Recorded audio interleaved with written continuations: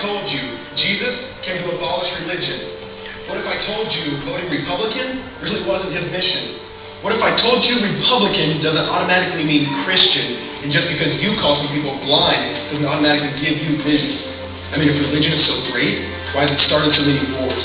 Why does it build huge churches but fails to feed the poor? Tell single moms God doesn't love them if they've ever had a divorce, but in the Old Testament, God actually calls religious people whores. Religion might preach grace, but another thing they practice. To ridicule God's people, they did it to John the Baptist. They can't fix their problems, and so they just mask it, not realizing religion's like spraying perfume on a casket. See, the problem with religion is it never gets to the core. It's just behavior modification, like a long list of chores.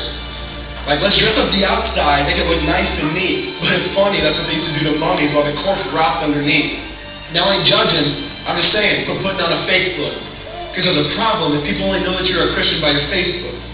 I mean, in every other aspect of life, you know that logic's unworthy. It's like saying you play for the Lakers just because you bought a jersey. See, this was me too, but no one seemed to be onto me. Acting like a church kid while addicted to pornography. See, on Sunday I'd go to church, but Saturday getting faded, acting as if I was simply created to just have sex and get wasted. See, I spent my whole life building this facade of neatness, but now that I know Jesus, I boast in my weakness. Because if grace is water, then the church should be an ocean. It's not a museum for good people, it's a hospital for the broken. Which means I don't have to hide my failure, I don't have to hide my sin. Because it doesn't depend on me, it depends on Him. See, because when I was God's enemy, and certainly not a fan, He looked down and said, I want that man. Which is why Jesus hated religion, and He called them fools. Don't you see so much better than just following some rules? Now let me clarify. I love the church, I love the Bible, and yes, I believe in sin. But if Jesus came to your church, would they actually let Him in? See, remember He was called a glutton and a drunkard by religious men. But the Son of God never supports self-righteousness, not now, not then. Now back to the point, one thing that's vital to mention.